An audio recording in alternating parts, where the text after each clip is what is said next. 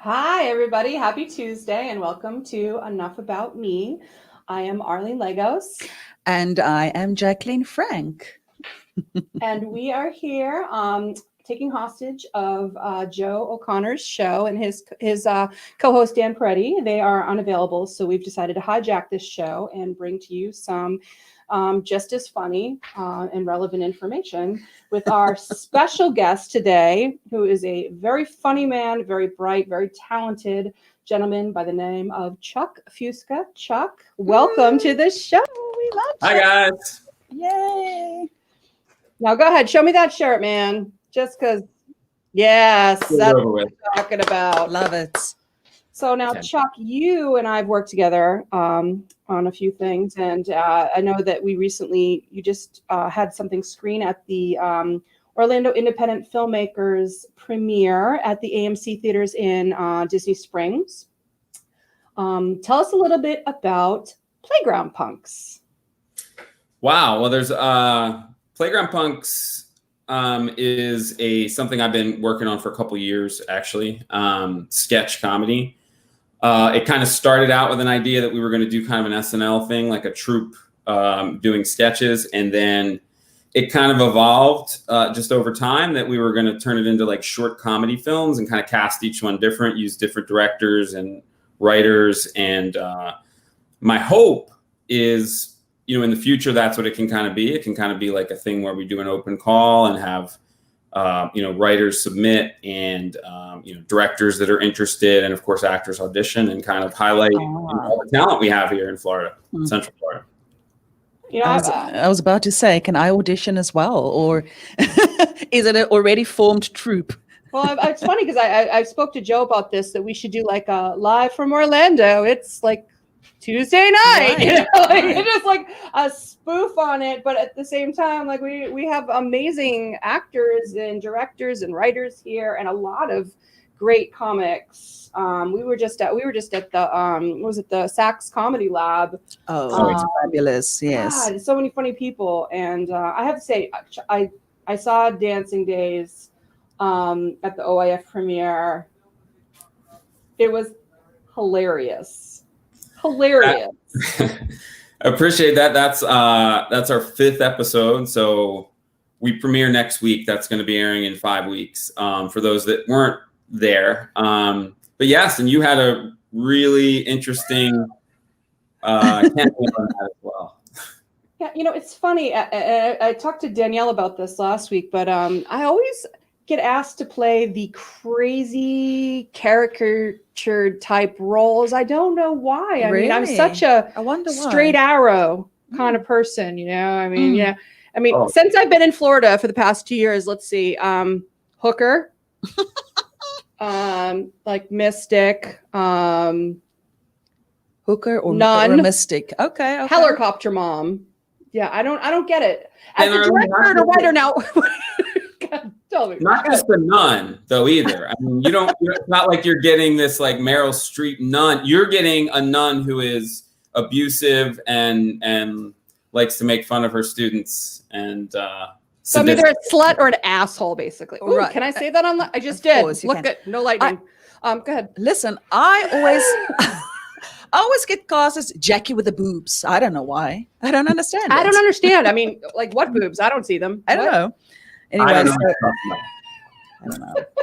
know. The first time actually I saw your name online, Chuck, I thought it was Chuck Fusca.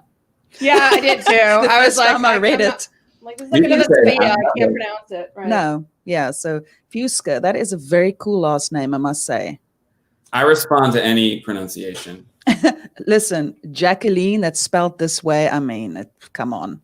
Yeah, it could be Jacqueline, Jack Colin. Like, I mean, just wave. It's fine.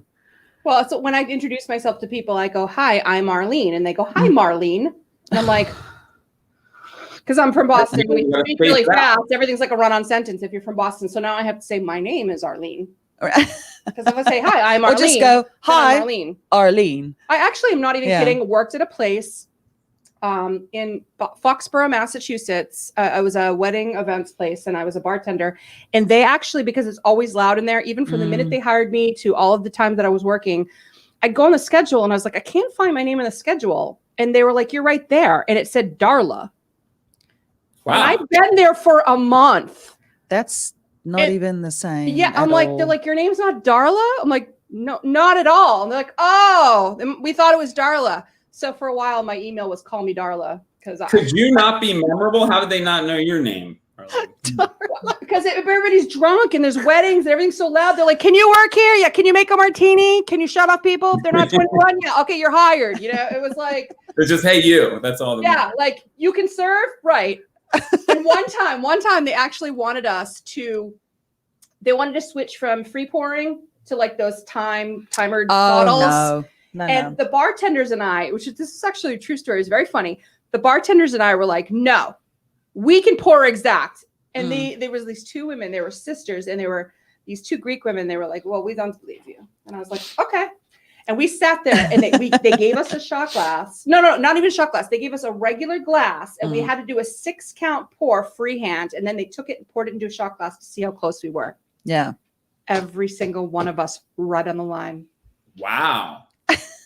They did not bring that system in. I was like, I mean, of course we were obviously still over pouring, but the point is, if we wanted to, we could be. But that's taking away the art, right? I mean, you got to just do it by feel. I think like certain times you might pour a little more, certain times you might not. Yeah, you look at someone, you're like, that person's drunk, but they're not going to be a cool person to shut off. So I'm going to do like that person needs a bit more, or I'm going to give them a 2-count, that's it, and then a 4-count of like soda because they're not they're going to die. Right. You can adjust as needed. They don't need to know. They don't need to. No, there's some things people don't need to know. So aren't you from Delaware, Chuck? Delaware? Yes. I'm from Delaware. Didn't you miss it? Don't you miss the weather? Are you really from Delaware? Yeah, I've been there. Yes, It's there's some of gorgeous. us. No, I don't know if there's anyone from Delaware watching. Maybe my family. Or something. It's today was a perfect example. It was just gray all day, and you don't see the sun. And I love it. I love it. That happens from like mid-January to like mid-March. You don't see the sun, and it's cold and rainy and 49 degrees and not good for the soul. 49. That's so cute. I'm from Boston. I was about to say that's. I'm talking about like maybe 12 degrees. And Right. Trust me, if you're living in Boston and you're not wearing a scarf, you're dead. You're not gonna. Wearing a scarf is very important. Go buy a scarf. Just get a scarf. Change your life. I've been itching for a scarf myself. I need to up my game when I'm going out, so I'm gonna buy it. Oh my gosh. That's funny. So I was actually, because I've always been hot, like my She's temperature. very hot. Whatever. My temperature would be the same as everybody else, but I just run hot. Same. I've never ever been cold that I can remember. Because we drink wine. And I used to live in the Cayman Islands where it's 100% humidity, and I hate it. And I said to my husband, just take me somewhere where there's seasons. And he brings me to Orlando. I'm like, really? You So, told me that. I'm always hot, right? So actually over Christmas, I went to Branson, Missouri. We went to Silver Dollar City. And for the first time in my life, I was like, I said, it is cold. I'm so happy. Because I thought I was broken. She thought she was broken. She thought it was like And they're like, menopause "Yes." forever. Like they were looking for a place to like, you're gonna be cold. Like Lord, it was freezing. I couldn't believe it. And now I'm back in Orlando. I'm like, I'm cold. Maybe that broke me and I'm now fixed. You know what I mean? Yeah, well, maybe your body just needed a minute to understand It what was cold felt wonderful. like. I mean, she went from like growing up in South Africa But we have seasons though. to Cayman Islands to Orlando and then married a Texan. Like, want to almost snow, like just like throw snow I'm at so her. confused. you I don't know know? where I am. I could see people born in the heat or here that want to get up to that. Like, and I like to go occasionally, but I could never live in it again.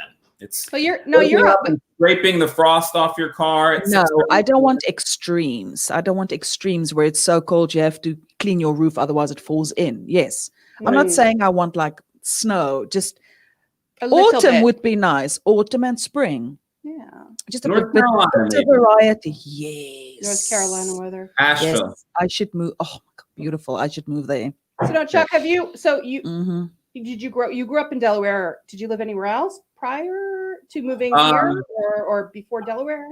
Yeah, I grew up in Delaware, and I lived like up there, Philly and other places in Pennsylvania. And I went to school in North Carolina for a little bit Nice. before that, and then back up to Delaware, and then just straight down here.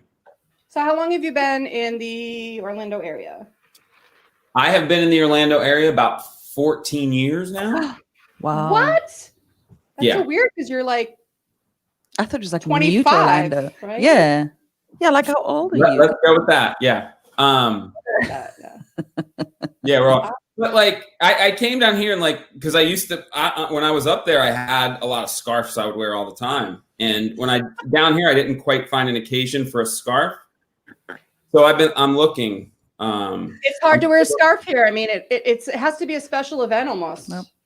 to look, and you I have to agree. really be able to wear it. I've yet to wear a scarf in Orlando. There's only certain people that can Haven't. wear scarves, and when No, they do, like man, one or two.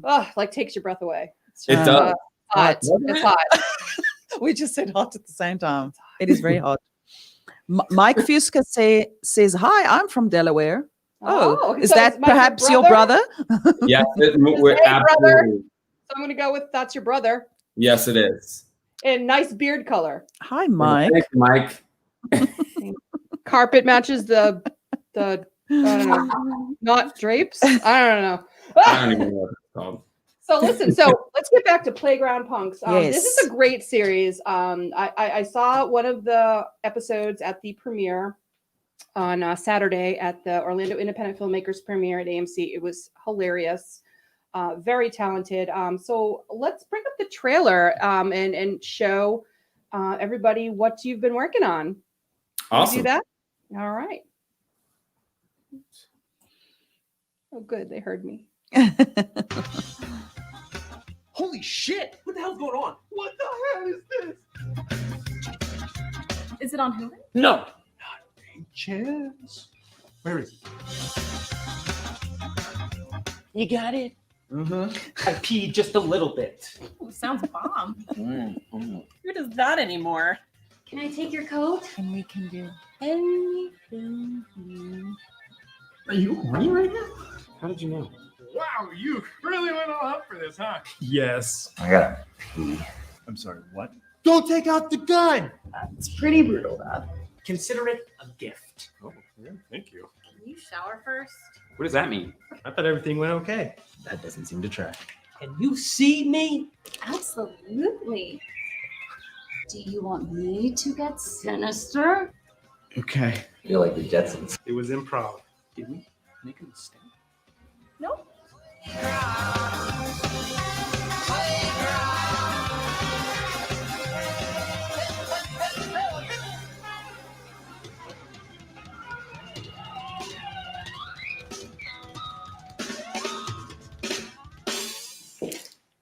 That was incredible. That was incredible, actually. Wow. That is a great. great preview because it like okay, what are they talking about? I I'm want to like, see more. I actually not even really want to see it. I want to meet every single person I that was a know. part of that because it looks hilarious. I saw some of our friends. I saw Madison Bowman and I saw know. Chris Ballinger. Racivino, yeah. Oh my God. Wow. So tell me about this journey of Playground Punks. Like, tell me kind of what. Just tell me everything you can about it. I'm so Okay. excited. Yeah, so many great actors and actresses that so lucky to have into that. And with the preview itself, yeah, that's what I was going for. Just like a conversation, you really can't tell what's going on, but hopefully has some interest. I about a year ago, I want to say, myself and Rachel Thompson, who was going to be on, she might be able to call in later, and a couple other people, we got together on this and we decided to start writing some sketches and kind of finishing each other's sketches and kind of just we had a couple to go and we just decided to start. So Mind the Gap was the first one we shot, which is episode 1. That's going to premiere next Thursday. Rachel, 21st, right? the 21st, yeah. Rachel wrote and directed that one. Rachel Camo, Paul Petrus, Jen Utzi is in that. It's really funny. And we shot that and we had them scheduled for like 4 consecutive weeks. And the Corona hit like between episode 1 and 2, the China virus. Yay, Corona! Corona. So it shut us down for months, and we kind of got back on track and did the rest of them, with facial coverings and things like that, and got them all done. But so it's been a journey, because that was March of last year, and it's going to be end up February that we're releasing them. And we hope to do more. I got another one I'm probably going to do for the next OIF, which will be the 6th one. I think we kind of decided that it was a big undertaking trying to do 5 at once. So we're just going to kind of do them as they come, and then we can do other projects. And if we have a comedy project, we'll come back to episode 7, things like that. But what's unique about this one and cool about doing all 5 is, as I talked about some of the stuff I have back here, we put like Easter eggs in each episode. So there's some characters and some props and some costumes, even though they really have nothing to do with each other. And each one is very different in like style and pace too, but they still have that in common. So I got to tell you, have you ever seen the hit series Chuck? I've never actually watched it, but I remember it, and I remember seeing the actor on the commercials and stuff. Yeah. Okay, so it stars Zachary Levy, who I love, and it's he's kind of like this, Geek Squad kind of guy who ends up falling into the wrong hands and getting uploaded with this like ninja sort of technology in his head, and his best friend is this guy Grimes, who's like super funny, super cool, and he's like the comic relief. And it's funny because your name's Chuck, and you remind me of Grimes from the show Chuck. So I gotta write that down. I gotta see who this is. Grimes. No, you gotta see. I mean, you're obviously way better looking, but and way funnier. But seriously, really see him now. You have to see. It's just funny, and so it's really funny. Like when I watch it, I'm like, that's Chuck, but not that Chuck, the other Chuck. Right. But he's Chuck, but he's playing that Chuck, and then nobody knows him. How much wood could a woodchuck chuck? Anyway, so let me ask you, what inspired you? Oh God, I have so many questions. Okay. Right. The first time I saw Playground Punks, I thought, oh, it's like a bullying school thing. Oh, okay. Yeah, Right? yeah, I'm right. like, oh, okay. And then when I looked, I'm like, oh, no, wait. Okay. So I think it's a very cool name. Like, it made me want to see what it's about. It Tell was, us more. yeah, it was kind of in my head was Kids in the Hall. Yes, Mhm. I So, got like, that. Actually, yes. that kind of vibe, because that's what we were originally going to do it as, like a troupe. But people make fun of me. I just have an issue with alliteration. Like I did a pilot a couple years ago. It was called Boulder Buds. I did a short film last year called Candy Canes. Oh, I saw that. That was amazing. It's just, oh, thank you. It's everything's like a double name. But yeah, so that the name just came from that, and then we thought, originally it would be the same punks, and we were even going to do film like a little intro at like a playground or something, like running around, but we ended up just making it kind of an ensemble that continues to change, which is kind of cool. Now,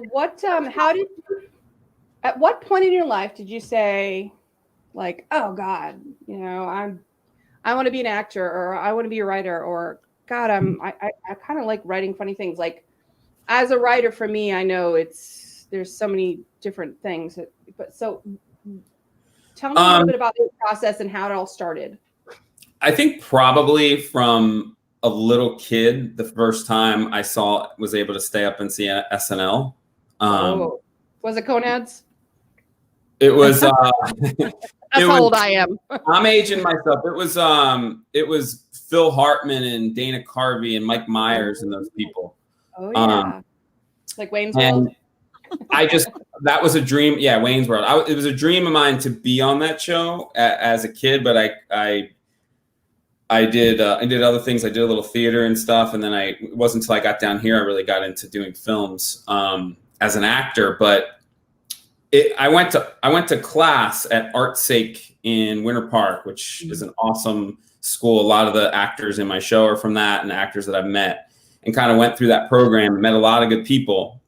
And one of the guys said, "Oh, we're getting a call." Oh my Hold that goodness. thought. You know how to do that? Do you know what to do? It's from somebody from Tennessee. Hold on. That's Lance. Hi, you're on the air with Enough About Me. Oh yeah, yeah. I'm looking for the Chuck Fusca. You're looking for the Chuck Fusca? That Chuck one Fusca and is right only. there. And who am I speaking with?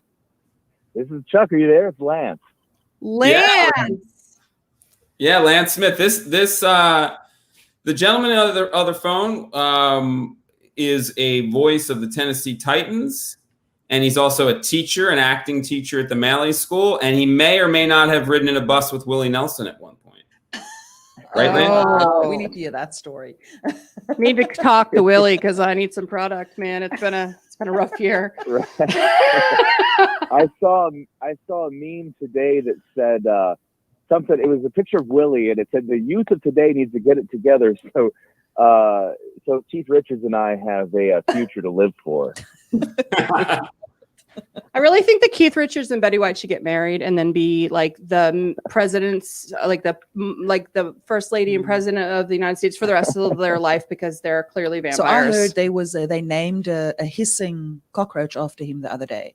What? Yes, I For who? listened to Keith Richards. They named a cockroach after him. I listened to Hair Nation, the channel, the metal. Well, I there like you it. go, Chuck. You've got goals now, career. There's goals. another goal I was And going they to say. named a hissing cockroach after Keith Richards. Mm-hmm. Wow. No, So that'd like be how's that for life goals? So Lance, how do you know Chuck? Oh, so yeah, I've been in this business a while and done some crazy things. And yeah, Chuck Try. I worked for the Titans during the football season. God rest their season because we just got demolished by the Ravens. But Sorry for your loss. that.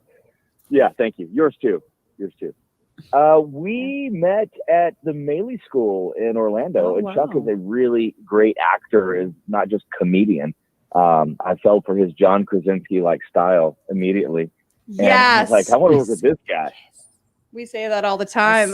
The day I met him, I said, it makes me think of John Krasinski. And that was before he copied my beard, too. Oh. True. You got a flavor I saver think I too gotta there, get in on Lance? that. Lance has a nice beard. You should see. Yeah. He's got this beat. Lance, I put a lot Yeah, of time so- into it. I groom often. Yeah. And Lance also, kind of as this thing kind of spearheaded a lot of the people I met that we made Playground Punks with, including Rachel Thompson, who produced all these with me. We met shooting a pilot called Boulder Buds that Lance and I wrote together. We shot was it like 3 years ago now? Yeah, it's funny because it got delayed and then got delayed a little longer, and then post-production got delayed. But I'm really proud of the product we put together. It was all, your brainchild, but you gave me a lot of liberties to direct it, because that's honestly, out of all that I've done in my career in front of the camera, my thing is behind the camera. I just love working with actors. And Chuck, as a producer, not just creator of this thing, pulled together some of the funniest people. And we just had a ball, and we shot it over 4 main days of production spread out over 4 weeks. Yeah. But it's really great, and I'm really proud to be a part of it. It's interesting. I'm as a writer, I kind of have a two-part question here for both of you. First for Chuck, as a writer, did you find it hard to, or more of a relief to, once you found people that you understood, who understood your writing path and insight, did you find it helpful, or did you feel the need to kind of hold your stuff to yourself? Because I know there's kind of almost two different types of people in that way. And I think you're exactly right. I've run into both kinds of people. A lot of people that don't, they're like, nope, you're not going to change anything. This is the way. What's wrong with it? Kind of thing. But I think it worked awesome. Lance was probably the first time I did that. So it was like, I sent him a script, and the original script was much more, I don't want to say slapstick, but a little more like It's Always Sunny. It was kind of out there. And then we ended up bringing it to have a little bit more feeling to it. So we kind of talked about that, and he totally changed that when he sent it back to me. And I was just talking about this to somebody the other day, Matt Payne, who wrote a funny script that I might do for the next OIF. I'm kind of working on it with him. That you just kind of send it, and then when you get it back, I look at it as a new script. Right. So here's this script, and I still have mine. So if I'm really attached to something, I can always go back. But right now we're working on this, and okay, I see what you did here. But what if we did this? And I send it back, and then he did that, and we did that a couple times, and I think it was good. And I've gotten to do that a couple times since, and I do enjoy collaboration. In a way, you can't be precious about it, you know.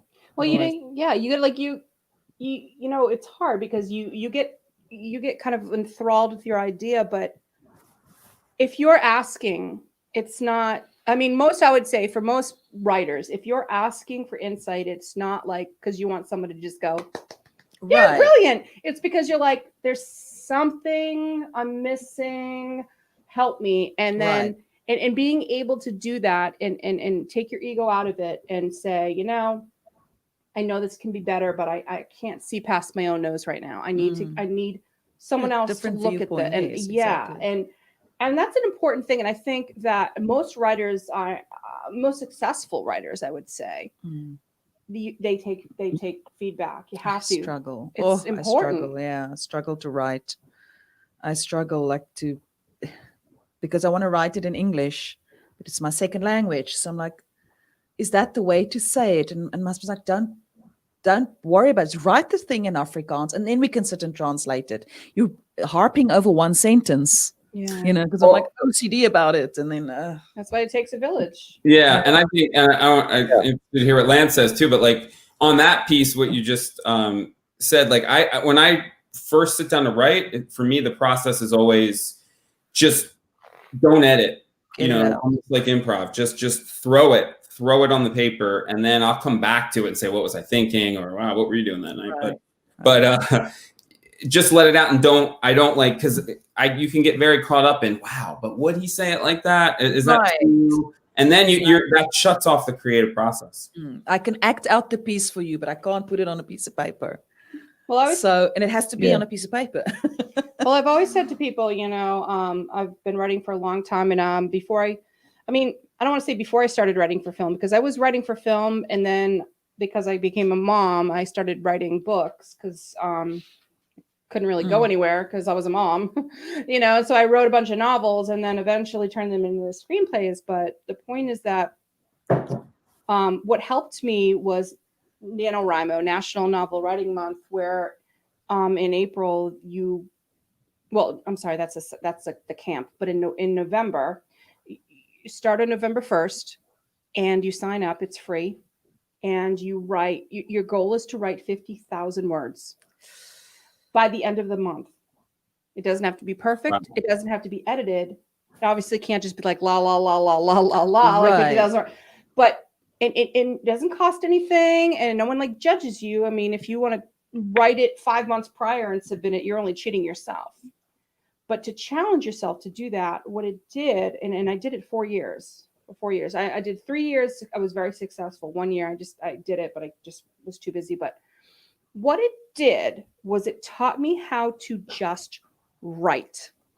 Just don't go back and edit. Just write, even if it sounds horrible. Even if you just feel like you're just kind of like almost vomiting, like Just words. write it down. Just Just write it. Mm. And so then after that, the second part is, well, people will say, well, I feel like I didn't write it well. And I'm like, listen, the first time you write something, it is an info dump. It's about just literally dumping the information out of your brain onto paper. Okay. Yeah. Obviously, that's not where you want to end up with a script, because you want to be able to weave the plot throughout. You know what I mean? But you got to get it out. So my advice to writers is always just like, don't be so hard on yourself. Sometimes you just need to get it out.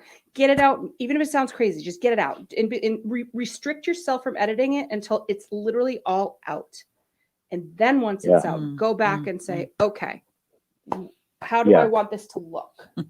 Right, exactly. I would like to add too that like that was Chuck's big thing is he pushed this stuff and working with him on Boulder Buds, like he as a producer, you know, whether it was casting, whether it was writing rough drafts or whatever, it was just keep it moving forward and we'll deal with it in the collaborative process. And then when in terms of collaboration, like especially in comedy, with comedy as a writer, you've really got to be open to let people make artistic choices in production. Yeah.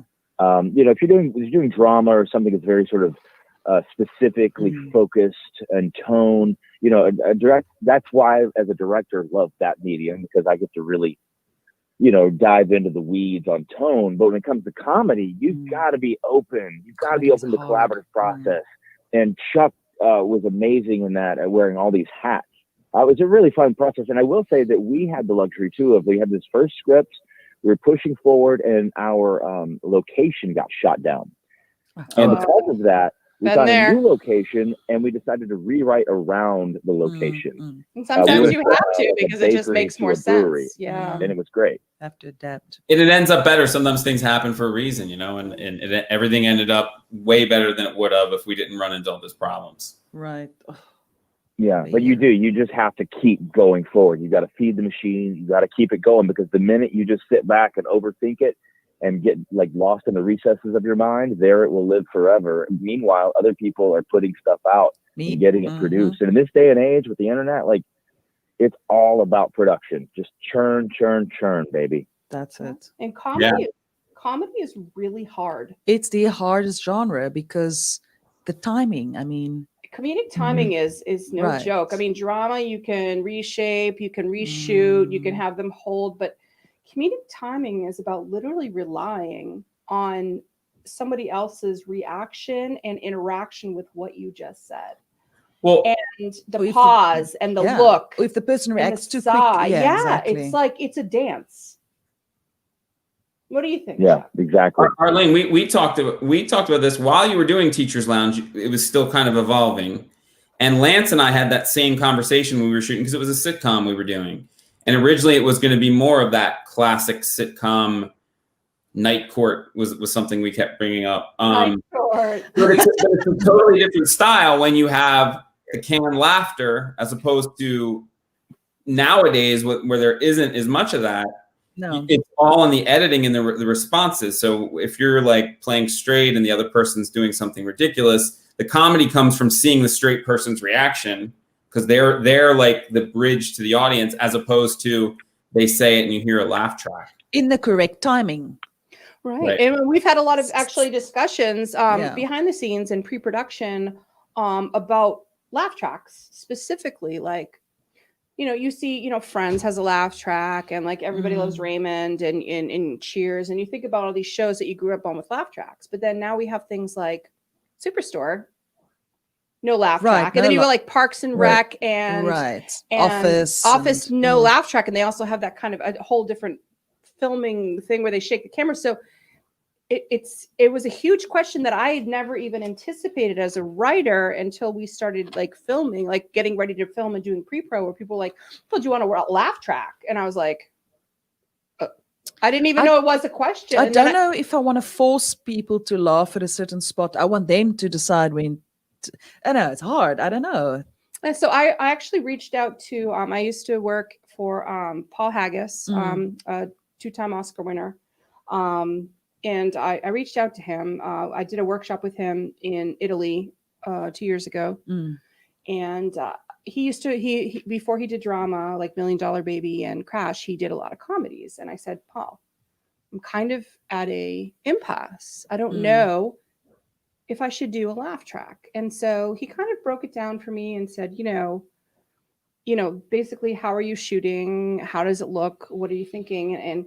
And we had a really long, lengthy discussion, and then I also did a lot of research on top of that. And we kind of came down with, you know, the laugh track has been studied as being very effective. It's not a forced laugh. Right. Generally, it's really just about it's about kind of getting people to a point where they're relaxing. It's more of a psychological thing. Like, you're here to relax. Like, it's okay to laugh at that or whatever, almost. Yes, yeah. like life is stressful, right? And things happen, and even when it's a comedy, sometimes it feels like a tragedy because the life that we're all living. So it's more of a push to say, let's put you in a mind frame of like, screw it. Like Everybody's having a good time. Everybody around you's laughing. Listen. Yeah. right. And I think Well- that it's less about a forced laugh and more about of like let's create this atmosphere where you can just kind of let go for a minute. What do you guys think? What do you think about that?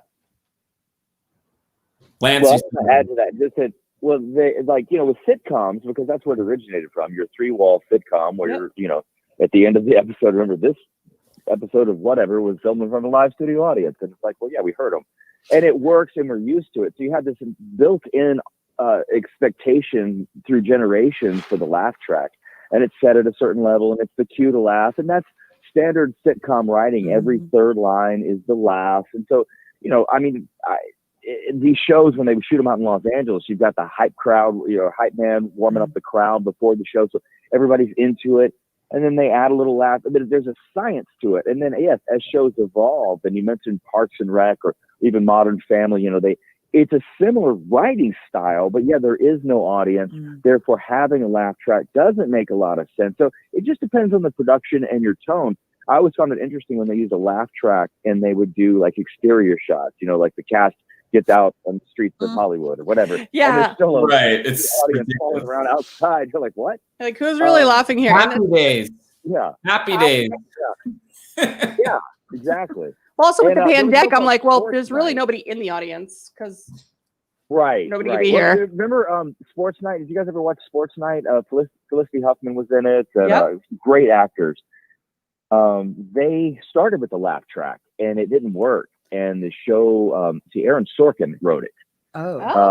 okay. And they pulled the laugh track, and it made the show. Now this is late '90s. It was very cutting edge, ahead of its time. It was a great show, but they pulled the laugh track, and it made it better. So They just pulled it like depends on tone. mid season, like so people watched it. There was a laugh track, and then there wasn't, or was it like you know, before they it went pulled aired? like mid-season, second season. Yeah, because first season's all Wow. laugh track. It's very subtle too. It's not filmed in front of a live studio audience. It was just pure canned laugh, and it didn't work. And they pulled it, and it made the Wow. writing better. Well, that's interesting. Yeah. So Yeah. it's something I'm still with Teachers Lounge considering. So for those that are Uh-huh. watching and aren't aware, I wrote it and directed a TV pilot called Teachers Lounge, and the straight man, as they call it, in my show is played by Chuck Fusca, and Jacqueline's actually in it as well. She molests Chuck. Just a little tidbit. Right in the pilot. Don't even waste time either. Yeah, right in the pilot, she just totally was like, I'm throwing my ass in your face and my boobs. But yeah, so For a change, the girl do it first. but we're Yes. still kind of, we're in editing right now, and we're still kind of feeling through it. Like it could really go either way. It's good, I'm not patting myself on this is like a huge everybody. There's so many people involved. I'm not even important at this point, but there's so many people involved, and there's so much going on that it's very possible that we still aren't sure whether we'll do the laugh track. But or I've not. seen so many shows where it starts off a certain way and then it evolves. I mean, it's just natural. Like I remember Sex in the City. My sister-in-law lent me the whole case with the whole thing. It started off where she was talking into the camera.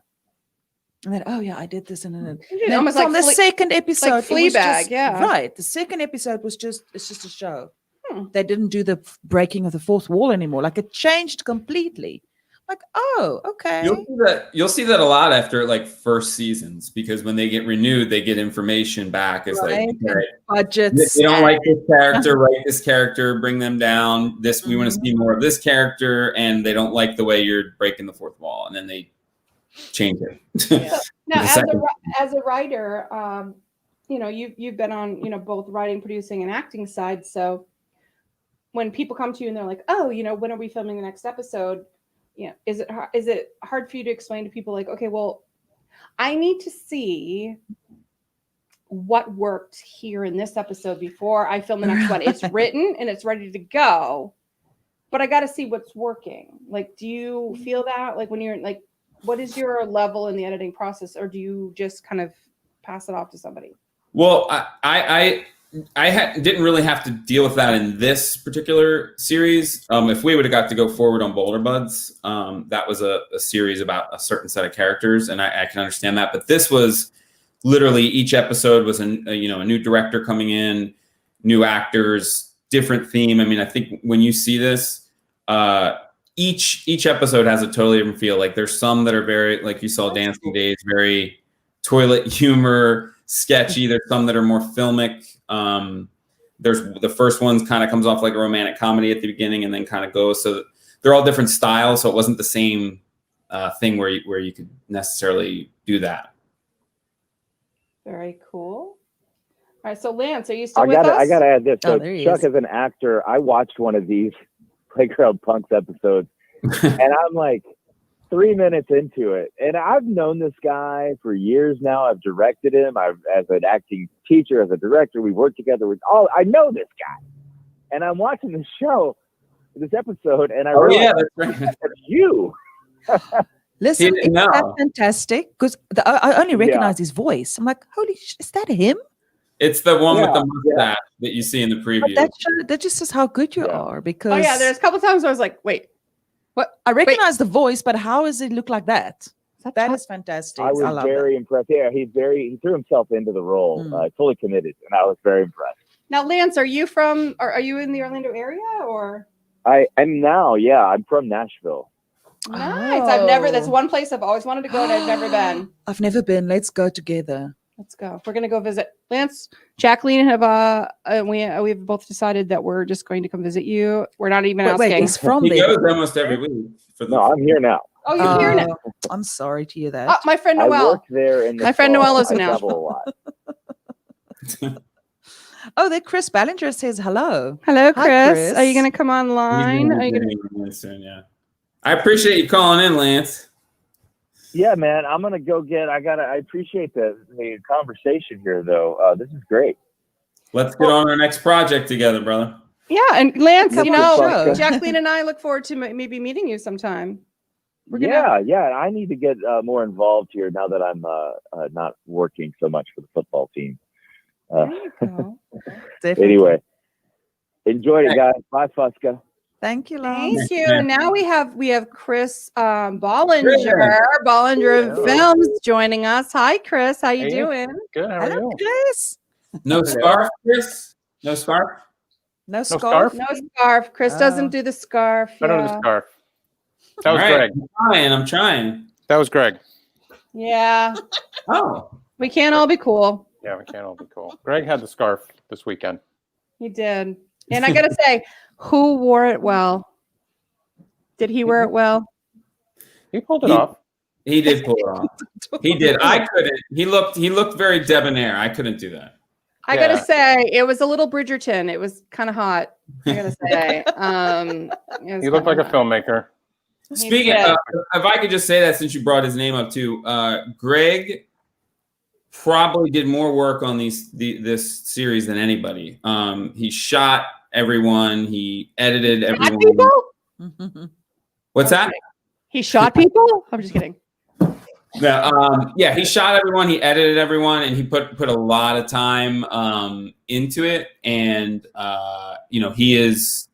I consider these his babies too, because he was very involved. It really took me meeting him through Chris. We can tell the story when I worked on Little Z to kind of put this in motion. Like, wow, now I have someone that is really good, knows what they're doing. Right. You used and abused I him. don't know anything on that end. Isn't that fantastic when you meet people like that? It's just immediately like, that person I needed to meet. Well, It's so cool. I feel the same. I mean, I've worked with Greg a couple times now, and he's really extraordinary at what he does. And when you do meet somebody that you're like, wow, not only are they very good at what they do, but You can also pull off a scarf. he can And pull off a scarf. I mean, And- come on. Right? And he's really good at what he does. I mean, he communicates well. He wears a great scarf. I Yeah. mean, like, what more do you need in a person, really? You know? Yes, yeah. Chuck used and abused him on Playground Punks for sure, but he stepped up. Well, I gave him nightmares as Sister Stephen. So He did say that. he told me flat out, "You gave me nightmares." So yeah, You're it was. welcome. Why we have Chris on too? It was Candy Canes that you said you saw. That's where. Well, I guess it was Little Z that I met Chris. Right. You met me. I met. Yeah, I lost my lead female and lead male actor for Little Z. So the great John Connon introduced me to Chuck, and it's sometimes that works out even better. You know, you had these people picked, and then somebody comes along that was even better, and you know, Chuck fit the role even better, and now it's just gone on to all these things. It's crazy how it just snowballs into That other was things. so good. That was so Yeah. good. Little So Z. good. Oh, I remember that. They're real. It's having read a few of them. I'm gonna say, oh, look at that. They're amazing. There we are. I'm excited to see more. The actress, what is her name again? She was fantastic. Aaron Klein. What is it? Yeah. Aaron Klein. Well, it's changed now because she just got married. It's Aaron. God, I can't remember her married No, name. they now. got the daughter that Oh, the plays, daughter. in Little Z? Ansley. oh my God. Ansley She was Trivedi. she was also in Contact, which you had premiere at the OYF premiere this She weekend, was. right? She was. Yeah, I keep using her. I've used her for Art of the Deal, my first one with OIF, and then Little Z, and then Contact. Yeah, I mean, Little Z and Contact. Yeah. So She's amazing. She is. Yeah. She's gonna go places. She's. I very couldn't good. attend the OIF this weekend, so I hope I get to see like all of these movies somewhere online or. yeah, not to take too much of spotlight from Chuck because I know it's all. But yeah, Contact's going to get a premiere. I'm going to premiere it online, like Chuck's doing with all his in January. I'm going to do mine in February, and then Little Z is getting re-edited because it was, it had to be in that 10-minute frame. Right. And it needed breathing room because I know you guys were talking about comedy and timing and everything, and a lot of the timing was off. And a lot of that, some of the scenes didn't get to breathe, and you didn't get the funny out of it. So, speaking of Greg is re-editing it right as we speak. So, Right. Do you think he's wearing a scarf? Because I just need that image in my head. Control F, Greg. Control F. he just needs to wear a scarf every time he shows up now. Right. So tell me, Yeah. Chris and Chuck, how did you two meet, and what? How did your relationship start? Like, how were you like, wow, man, we want to work together? Because that's hard. It's hard to get. People think it's so easy to just, oh, I'm just going to work with this person, but it's not. Because I've definitely met people and been like, why am I working with this person? So tell me about your journey together. Well, John, I don't know. I mean, I heard Chuck talking because I know we've kind of missed each other because I went to ArtSake as well, and he knows John Connon, so that's where John introduced Chuck to me when I was like a couple weeks out from shooting Little Z, and John's like, yeah, he's a father, he'd be great, he's funny, and he showed me Boulder Buds, which was absolutely off the chain. I loved it. It was hilarious. Chuck was amazing in it. So I was like, this is it. He's the perfect guy for it. And then on set, I think it just happened. Chuck, I don't know. I think we started talking about comedy and wanting to write comedy, or Chuck just came to me and said, I have ideas. He saw that I had put a team together of like Greg, and I had a sound guy, and, I had a gaffer, all these people. And he's like, I want to shoot some other stuff. I have great ideas. And I think that's where we went from there. Right, Chuck, I think? Yeah, I remember being blown away at that shoot, just the dedication that the crew had. We were I remember trying to get it in. I think we shot 2 days, and the last day we were trying to get it in before sundown or something.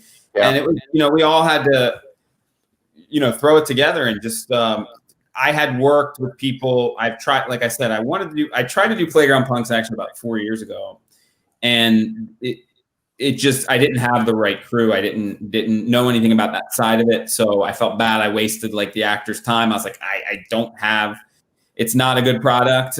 Here it is, but I'll do better next time. And once I was on Little Z and I met Greg and Aviva and JP Smith and Charles Beck and, all those guys, it was like, wow, would you? And I went to each of them. I was like, Chris, is it cool? I went to each of them. I was like, hey, would you be interested? Would you be interested?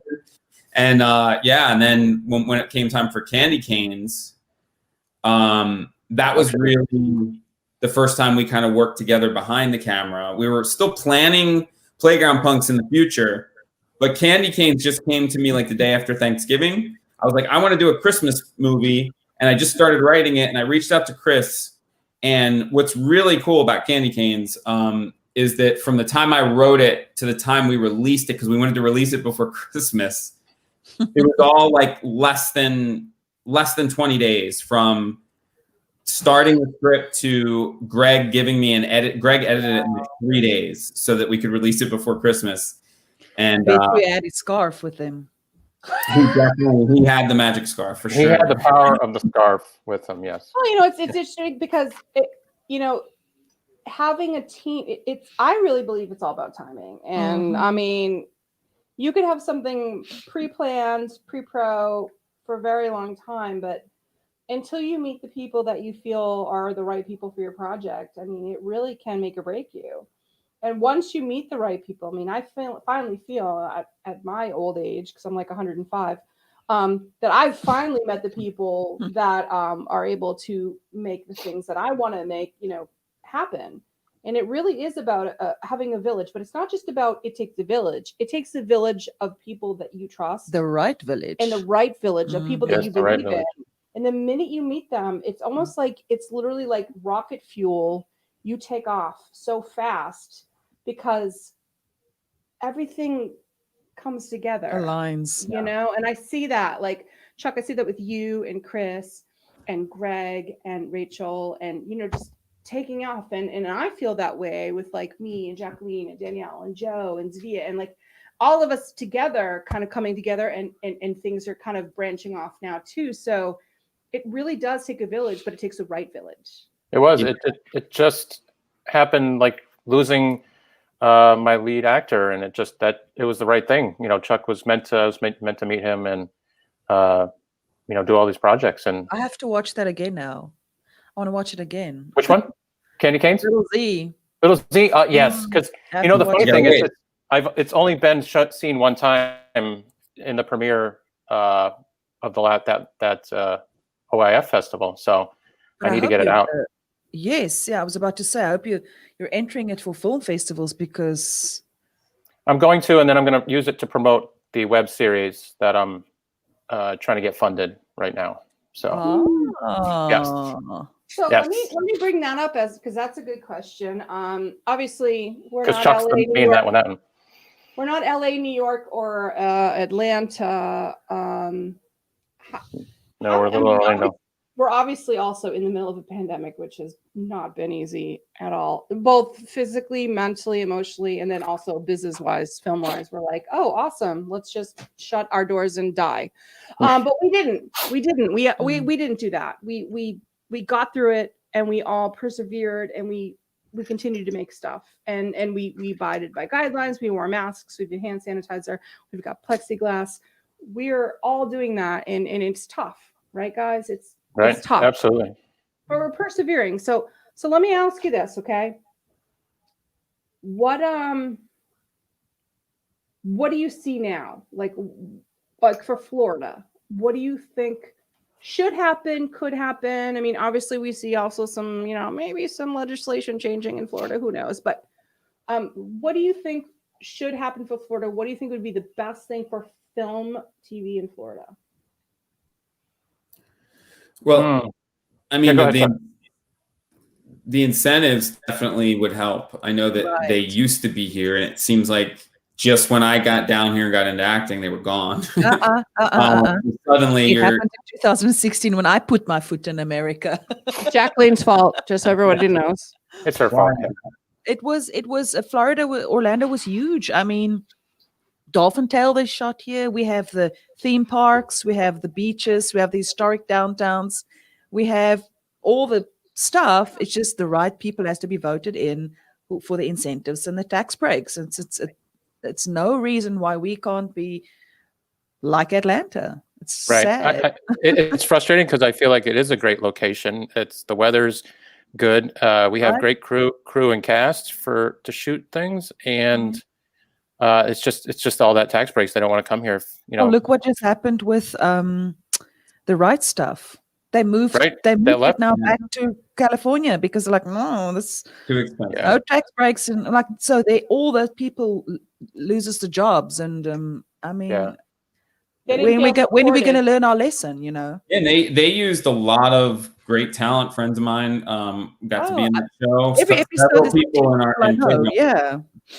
Mm. Yeah. Yeah. I think it just comes down to the tax breaks, and if that's not going to happen, they're just not going to come here.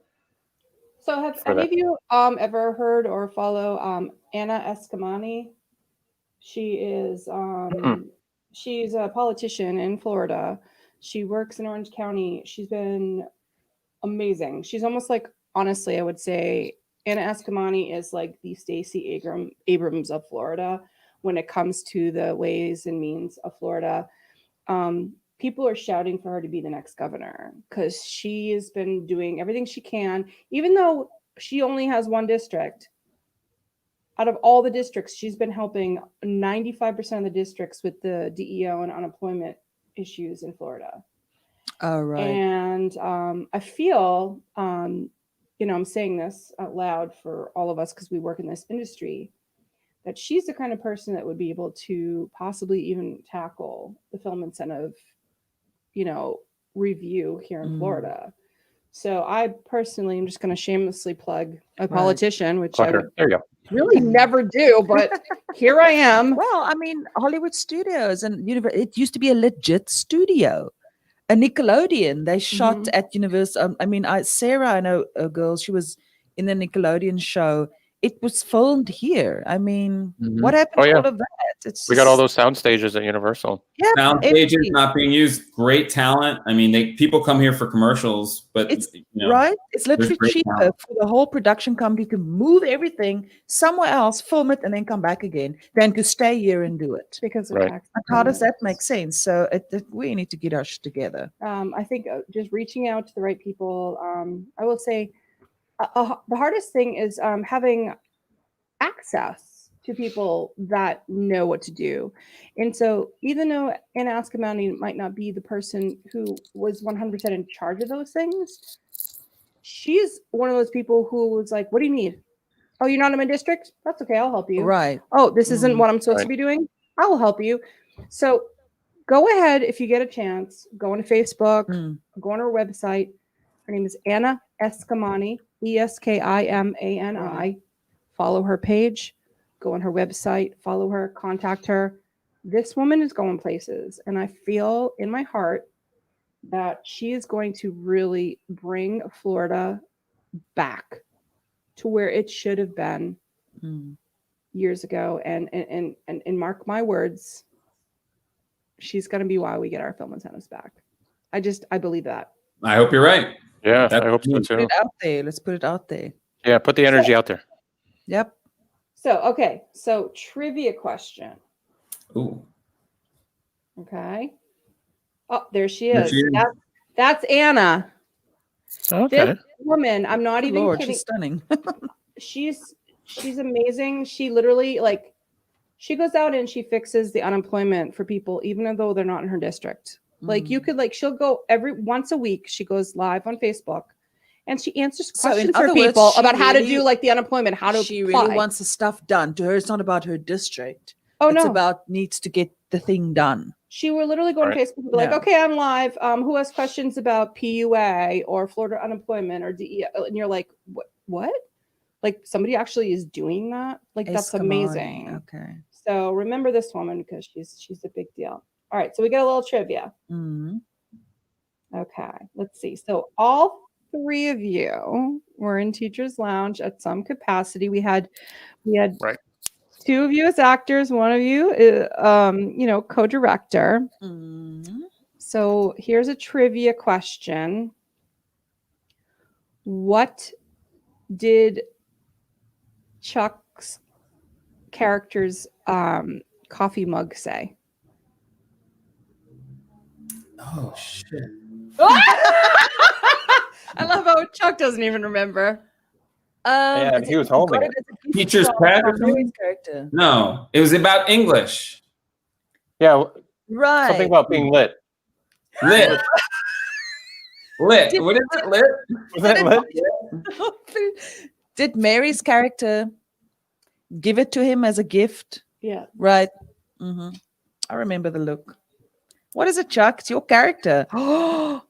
bad form, Chuck. I'm lit or something. Maybe. English I thought is you were lit. gonna have the line. I'm pretty sure I still got all those down. Wasn't there an English is lit one? English is lit. To be honest, I don't remember either. And I wrote it, and I have the coffee cup in my closet. Well, my cup is the Pioneer Woman, but it's the green with the polka dots and the little feet at the bottom, so it looks like the Right. cup is wearing a corset. Very If nice. that makes sense, like the Yeah. little ball and claw foot tub. It looks like that. Oh, we got Jana on here. Hi, Jana. Jana Henry. Oh. So Jana's going to be on as my guest host, my co-host next weekend when we Co-host, have yes. Sarah Von Perry on. Oh, another great actress. Yeah. So Yeah. guys, all right, we'll start with Chuck and then we'll go to Chris.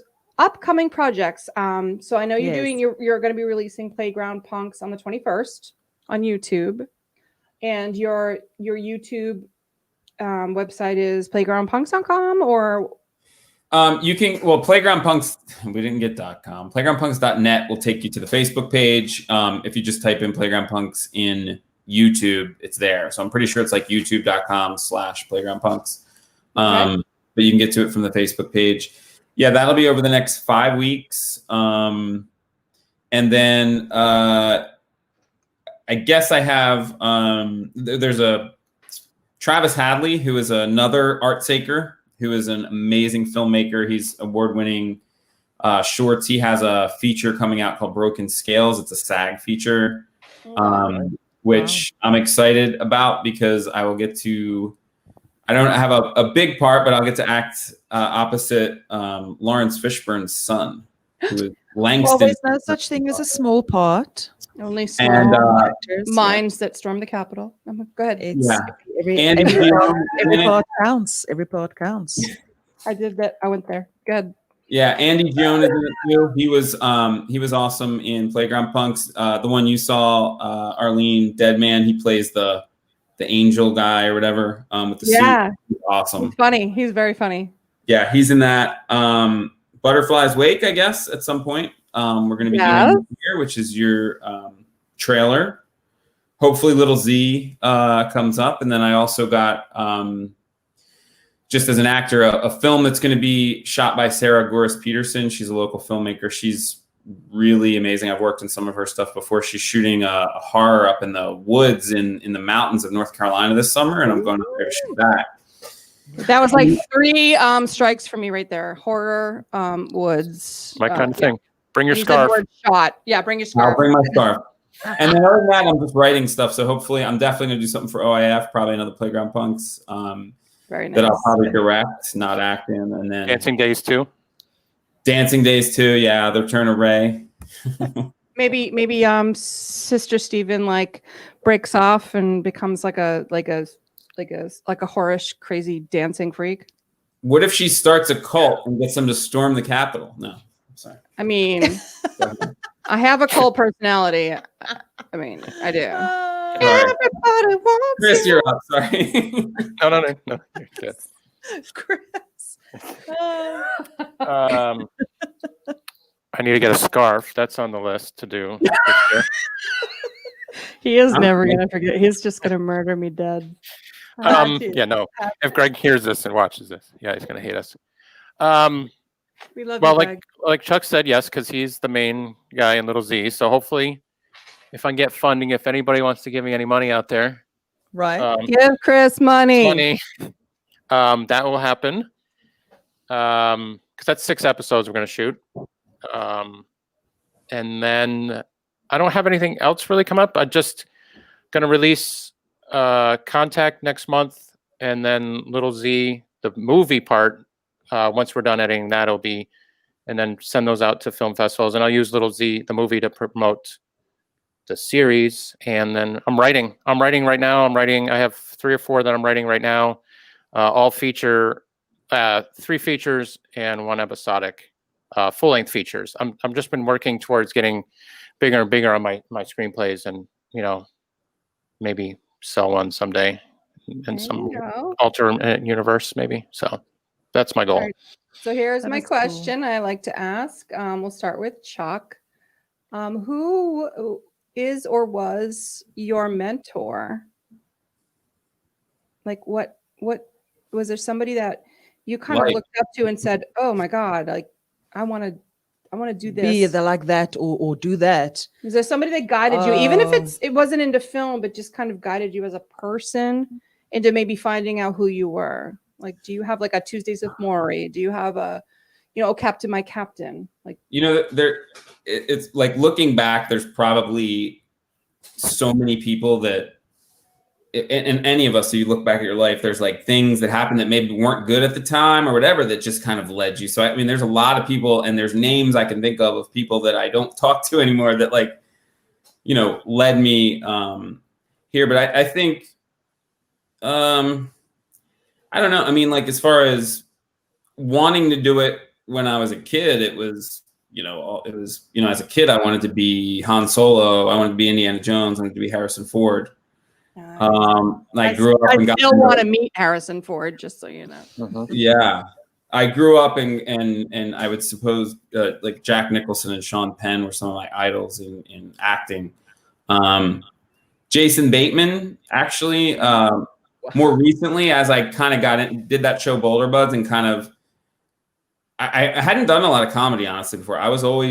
They always had me playing like evil killers. Like my brother always teased me because I played a serial killer and like or a child killer or a Really? Yeah, and like a bunch of things. And then Boulder Buds was the first one, and I really studied him for that straight man.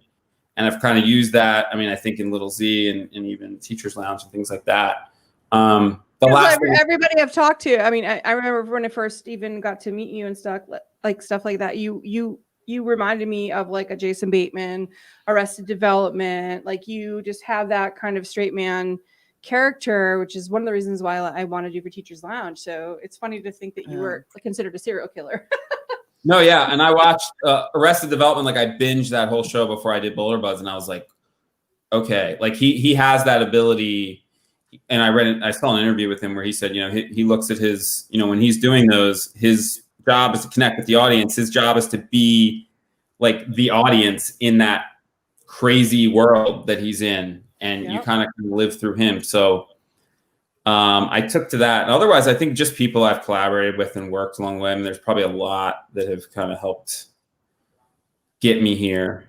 Yvonne at ArtSake, I'll say ArtSake, where I kind of met a lot of people. She was the founder there, and she kind of really got everybody there to just give your fullest and not to have regrets, and to make sure that you're doing what's in your heart, and to let it out, I guess, to let your talents out. And I kind of, she passed a couple of years ago, so I guess she'd be one of them too.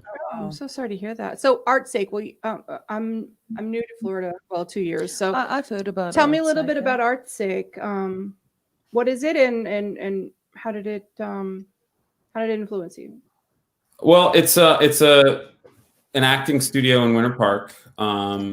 And there's a couple of them around, but that's where I kind of started and got in. And you go through it as almost like a cohort. So you start in the basic, and that first class, it could be people that never acted before, people like me that had more of a theater background, or people that just want to kind of hone their craft. And then you go on, there's like 3 or 4 classes you go through, but you go through with that group of people, and you get really close with those people, because you go through like emotional workshops, you share a lot of things and kind of about yourself that I don't usually do. I'm a pretty private person, but like you have to let it all out in there. So when you go through that, it really feels like a family, and you have all these actors, and they write and they direct, and that, like Chris went there, and you kind of connect with other people that came before you and after you, and it's almost like a fraternity or something. You're like, it's an ArtSake.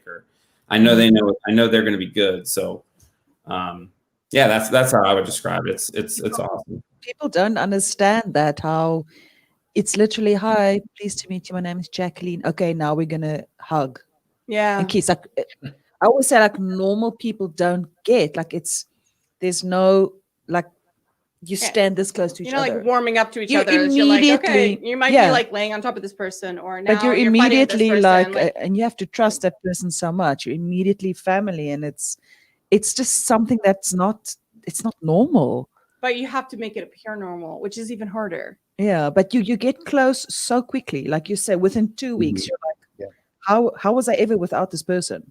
Yeah. It's a trust, like you're saying. You have to trust Yeah, the other it's just it's something else. I mean, person. you know, and that's what I love about theater actors. Yeah. Anybody, I feel anybody can be in a movie. You can always go, oh, can we do it again? Let's do it this way. Put someone on stage, I'll tell you if they can act or not.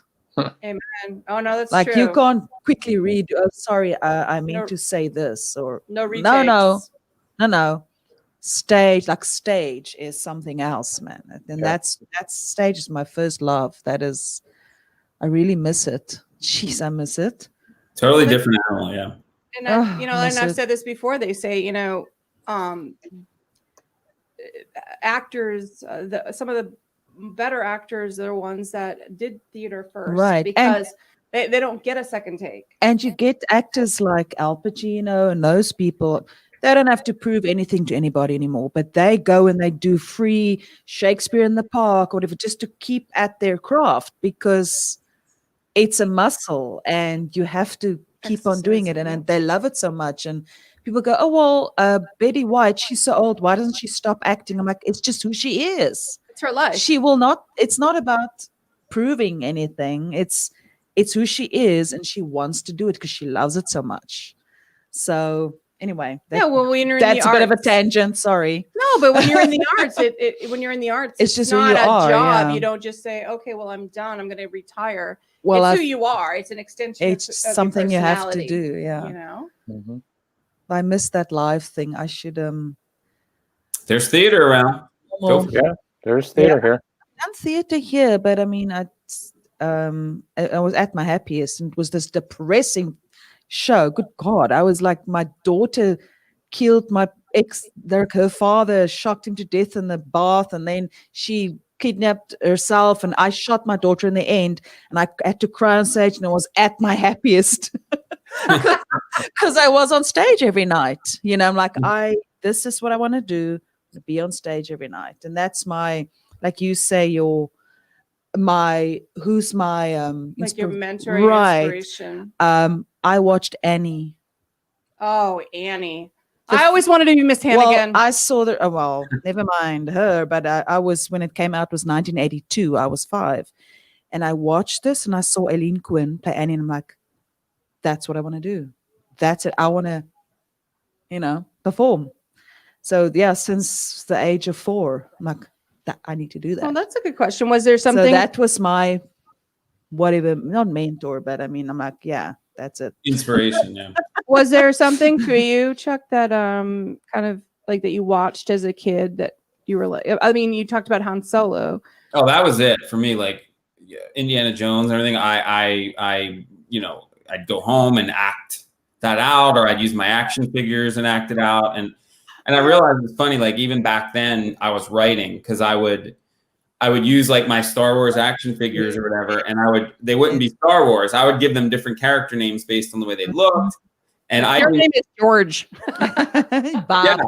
and we're gonna dance. remember We're gonna doing wear this. This is how crazy I was. I remember like I'd play, and when I was done, I would go like this. Da-na, and I'd pretend it was the credits, and I would have a song. I'd press the play on my boombox and have the closing credits. Boom, I boom. played Thundercats. I was always Wily Kit, unless there was another girl, then I had to be Chitara. Thundercats. And we'll just run on the grass, and that's like run. And now I'm Chitara, and I was always nothing happens afterwards. I was always a Wonder Climb Woman. a tree, and Yeah. I'm Wily Kit. I'm like, I was always either Wonder Woman or Xena. Like Oh yeah. you want to go? I got a lasso and I got a sword. Like where are you going? What do you want to do? We're going down. Kevin Yeah. Sormo, clap back. Yeah. What about you, Chris? Who was your? What's that? What What about about you? you, Chris? Yeah. that shows as well, yeah. Oh. Well, look, I have a couple. I mean, as far as acting went, it was John Ritter. I used to watch. Oh, I okay. used to watch Three's Company all the time. I Loved. loved I it. met him once. I loved it. Did you? Before he died, I met him. Yes. Yeah. I lived in LA, and there was this on Sunset I Boulevard. would hope so. Sorry. When I lived in LA, there was this it's called Carney's, and it was like a on Sunset Boulevard. A lot of famous people don't hang out in like your hot spots, you know, they don't want to go there. But it was this little train called Carney's, and it was like a hot dog place. And I walked in, and Seal was sitting at the end, and I was like, oh, okay. It was like it's literally like a train car. It's very small. And I just read a book called You'll Never Have Sex in This Town Again. And they talked about John Ritter being a very well-endowed gentleman. And just finished the book, and I'm was that your inspiration, Chris? Was that? And I'm literally I on didn't this know about him. on this train ordering hot dogs. Okay. That is so Not funny. kidding. And I turn with my hot dogs, and there's John Ritter. And I'm like, Wow. and I just couldn't even, and then, you know, obviously he died shortly after that. But what I learned was that he was actually an amazing person, very well liked. I was hoping you'd say that. Not a is. mean bone in his body, super sweet, very, very kind, very good person.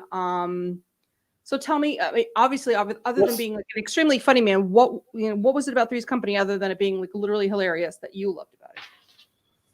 I don't know how I don't know. As a kid, I don't know how I'd relate to that show because it was so. Maybe you wanted to live with two women. Maybe that's. I They don't were know. kind of hot. I mean, I liked his slapstick fall down. I like fall down funny kind of thing, and he was the master of just acting that goofy, funny guy, and he made me laugh every time. And it's funny that you mentioned the theater because I love theater too, and I booked a lead role in a play. She's like, yeah, she was like, I was looking for a John Ritter type, and you were perfect. You were just like that. And I was like, wow, I watched a lot of Three's Company paid off. Yeah, So- that is a very nice compliment. It was a nice compliment coming from somebody that I really admired. Cool. I mean, my mother is a successful pastel artist, so I think I got the creative stuff from her. Very cool. And I was a big fan of Anthony Bourdain. Oh, yeah, I know. He was an extremely talented. He was very talented as a storyteller and as a writer. Wow. He wrote all his stuff, and he wrote a couple books too. But I always just wanted to write like him because his words were just amazing. Like I just felt like I was there every time. So Have either of you ever seen, or any of you ever seen, the show Eureka on the Sci-Fi Channel? yes, binge watched it. I haven't, but I've heard of it. With the physical comedy. See, now he reminds me. He's a Yeah. very similar to like a John Ritter. John actually. Ritter. Yeah. The lead man is Chris Ferguson, and he actually kind of reminds me of a almost like a blend between Chuck and Chris. Oh wow! Did you see that? Yes, and there's one scene where there was an invisible something. And he had to flip back, and he obviously had to do the physical comedy, and we had to pause and watch it again because we laughed so much. Like, well, I need to see that again. It was brilliant. We just talked about it the other day. Yeah, we loved it. We binge watched Eureka. He's like a nice blend between the two of you, and He's about 5'10", and 5'11". You what? He's about 5'10", 5'11" then. Between.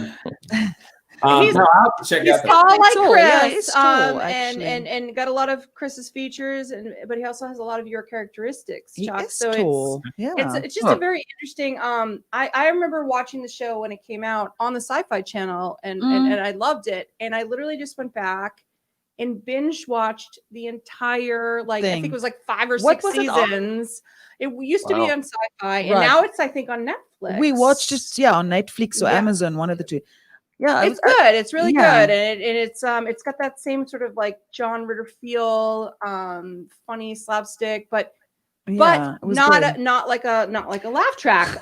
More of like a It's on Amazon. okay. Amazon, as Dean yeah, said. not a laugh track. More of like a superstore or like I you know. still so can see that. You talked about that show so many times. I've never seen Superstore. Super, love that. What? I love that show. Oh, it's I'm so gonna good. watch it tonight. Do you guys remember Me Ugly too, Betty? Jana. Yeah, What? I've seen that. Ugly Betty. I haven't seen it though, but I remember it though. All right, Ugly Betty was so great. Oh, with American I Ferrera. started watching it, but yeah, I haven't finished it. But I like it. So American Ferrera, she's back from doing an amazing job with Ugly Betty, and now she's doing Superstar. It's probably like on season 5 on Hulu, I think. Mhm. And it's just funny, man. Like, if I could pick a character that I would want to play on Superstore, it'd be Dina. I want to be the I know. manager. Yeah. No, me. Yeah, it would totally probably be you. I mean, I don't know. I don't know who else I could I be. love that character. I don't know. Who I could maybe be like. Just does not give a flying. I don't know if I could. Yeah, it'd be a toss up. We'd have to arm wrestle for that one. What are since you brought that up? What are some of your guys' favorite like go-to comedy shows that you look as an inspiration? Of all time. Okay, so Could be all time. Could be. all right, WKRP in Cincinnati. Oh, I love that show. That was a great Oh show. my watched God, it. there was just something about it. The turkeys, and I mean, it just Never watched it. so good. Cheers is Cheers. always a good one for Oh, me. But then I was also kind of had this thing for like a designing women and a Golden Girls thing, like Love Golden Girl. I mean, I was Yes. actually more into Golden Girls and designing women than I was into like Sex in the City, which I like Sex in the Mhm. City, but I felt like Well- Golden Girls was just hilarious. And then designing women, they had that, she was very Southern, which was very different for me because I'm from the North. So to see sort of like that, even though Golden Girls was Florida, it didn't feel Southern. It felt like No. people that It moved to the didn't. South. I never understood Golden Girls' outfits. I'm like, Florida's hot. Why are you wearing winter stuff? Right, because they're like 90 and they're freezing. But Yeah. Designing Women, was clearly a Southern woman Mhm. show. So it was different for me because, they'd be like, oh, bless your heart. And, we didn't do that in the North. We literally Right. said, like, that's what we there was Right. no, There was no beating around the bush. there's about no it. glaze. But same with that's South it, Africa. yeah. We don't say something like, when we smile, we smile. We don't show teeth. Yeah. Like some Southern women, bless his heart. Like, are you smiling or are you showing me your teeth? So, but lots of these shows didn't show in South Africa. So people are like, how did you not watch that? I'm like, I didn't show in South It never Africa. happened. Or I was at piano lesson or ballet or I was on the stage or something. So I now as an adult have to like binge watch all these. I still want to see like old stuff that people go, how have you not seen Dexter? I'm like, well, because I'm still slightly mean? Like, obsessed and in love with him. example. And apparently they're doing almost like a reboot and they're filming some of it in Massachusetts. So I'm like, Yeah. I Very heard that. very excited. So I got a question, okay, about something relevant. Let's see what you guys think. oh, Cobra Kai. have not Oh. seen it. Love it. It's on my list. It's on my Really? list Okay. because It's on my list. I've seen Right. when it was like free a couple years ago. I saw like the first 2 episodes, but then I haven't watched the rest. But I hear it's awesome. I The do. thing is, the movies I saw when it came out in the 80s, 90s, Right. whatever. Mr. Miyagi. Might have seen it again, but I'm very OCD about it. Like I want to sit and rewatch the movies, then start the Oh, series. You're one of those. Because I can't remember detail from. Like I don't know. obviously, I know the Wax on, wax off, Daniel San. that I remember obviously, but I You don't I'm need. I don't know if you OCD need to watch the movies. enjoy To, it so much that. Probably just the first, if any. yeah. But I love doing that. Like let's rewatch and then start the series. Oh yeah. But now I've heard from a few. Someone was very upset with season 3. Like no spoilers. I don't know the spoilers, but apparently it started out great and then it just turned all to nonsense. And person said it Oh, was I haven't lazy seen the third writing, season. and I have no idea. So I was wondering if any of you've seen it. Like, Mm. No, just the that first true? 2 seasons I've seen, okay, so No, apparently which it's were very good. right. Arlene, I So, and I had a few people like I couldn't get into it, but I was also having like a, at the time I was like, I'm so sick of like the 80s white boy bullshit. I just, you know what I mean?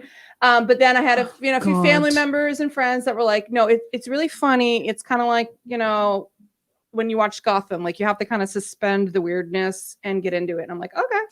All right, I'm Gotham gonna is do that. also on my list. Is it worth it? It's really good, but you have to understand that you can't take it seriously. It's weird and eccentric on purpose. Right. Which I feel like if people don't explain that to you when you start watching something, you're like, this is really cheesy. But See, then you realize, oh, they meant to do that. right. See, No, I'm, you do sorry, that in I'm mind, yeah. still busy with like Stargate, not SG1. We've binge watched that. The universe. Yes. Oh my God, really? We're now busy with the last season. I'm like, oh God, do we have to watch these old things? But see, I haven't seen it. So I'm watching old stuff. To Still get, catching up. I don't know when I'm going to watch all these things, man. We need. I have they too much to watch too. They Yeah. need to stop making things for a year so I can catch up. They keep coming out with so much. Can I show something before we go? Yes. While I got Chris here, I got some Playground Punks costumes behind me, Chris. Oh, nice. Are you going to play that guitar for us? Or what's Yeah, we've happening? had a few requests. Wow, we're out of time. I Sorry saw to- that. oh, okay. So just customs. We'll have to next time. I just ignored that earlier. So we Yeah. have here the pink costume worn by the legendary Clay Gibson in Bank Robbers. That's the one that Chris directed. It's episode 2. It'll be out in 2 weeks. Then we got there the Dancing Days costume that you I saw. love that. And that also makes an appearance in No Time for Love, which is episode 4, which is our Halloween special. Nice. We got some candy canes from. Wait, I can't even see what I'm doing here. Can you see them? Yeah, I got some candy canes from Candy Cane. That's from No Time for Love as well. And then that little Buddha shows up in just about every episode. Is that Nice. your little thing, like your... Your little Easter egg. I'll have to bring you the costume for Sister Stephen for you to just hang somewhere. Like, Yeah, I'm gonna make a Playground Punks museum once the show becomes a huge Yeah, hit. your house Yes. is going to go from a studio to a Yes, museum. do it. I mean, I use it a lot as a nun, so I'll have to make sure it's clean. Yeah, You you know? use that when you're teaching, right? Yeah, I mean, Listen, Yeah. you play With none. Clearly, you're acting. So Arlene also helped me write one, and which I showed you, Arlene, Dead Man.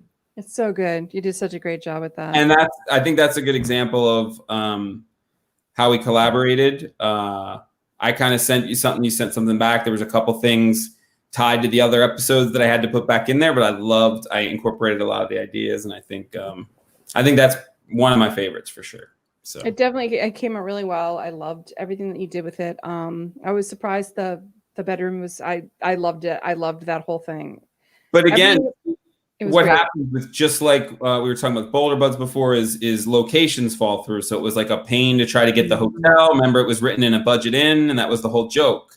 And then Well, it's a all of funny a thing sudden- because when you sent it to me, because you never told me about any of the changes, and then I'm like, oh, well, Oh, I yeah. wonder if maybe that's because we're in the middle of a pandemic and Yep. it's hard to get a So- place to film in. So, but what a great way to say, let's be fast thinking and let's find a way to make this work. And I thought it was actually even better. It was better than the Yeah. original idea. It was brilliant. Thanks. That's the cool things about these is they're just like little sketches, and it doesn't really matter the location. You could switch what they do for a living. You could switch, they're in a restaurant. No, they're not. They're in their living room, and just kind of go through.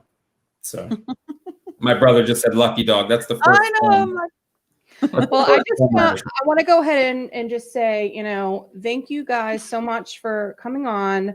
As always, it's great to work with you. It's great to know you. It's great to speak with you. and we're looking forward to episode 2 of Yeah. Teachers Lounge Yeah. with Oh, these yeah. two brilliant Yeah. guys. Yeah. And then we can't wait. So on 121, we will see the release premiere of Playground Episode Punks. 1. Yep. Which one's um, episode 1? Sorry to interrupt. Episode 1 is Mind the Gap, Mind the Gap. Okay. which is I was telling them the one before the pandemic that we shot. Okay. And you talked about candy canes in the festival this weekend, right? Next weekend? Oh, yeah, real quick. The yes. 24th, Candy Canes is going to be at the Central Florida Film Festival. It Oh, won, well done. Send it flow. won Best Comedy at the Houston Film Festival. This will be the first time I actually get to see it on a big screen. It's Oh. playing in Mount Dora, and it's up for Best Comedy and Best Florida Short. So Mount Dora, have you been? It's gorgeous. I've only Oh, been Matt once Dora's great. kittens for my daughter. I want to go to that. So send me all the info. Yes. So Okay. yes. Greg will be there. I don't know if he'll be in a scarf or not, but he said he's coming. When's Oh. the Mount Dora I thing? love you, Greg. Dragon and scarf, man. I gotta We say, need to text them. Let them know. Right, yeah. Where's Give Scarf? us the details he's about literally the Mount never Dora. gonna talk to me again, No, ever. that's He's gonna be okay. like, "You're a crazy person." As long as Um, I get a hold of something and I can't let go. It's like it's like a thread. Anyway, yes. So please, everyone, like and follow Playground Punks, Bollinger Films, Dame Media, Enough About Me, Chuck Fuska, Chris Bollinger, The Man in the Scarf, just Post Effect Studios, which is where we are streaming from live right now. Thank you, Dean Baker. Yes. Woohoo. Dean and George, We thank love you. guys. And so this is Arlene and Jacqueline. and with Chris and Chuck, Chuckos. and we are here. We are here representing Enough About Me, this podcast that is usually run by Joe and Dan, but we kidnapped them and took over their show. So hopefully we'll see them another time, or we won't if we don't let them breathe. Thank you guys so much. We Thank love you. you. We loved having you on. Thank and have a you. great Thank you, Tuesday. Dan. Thanks for having me. You guys have a great night. Bye.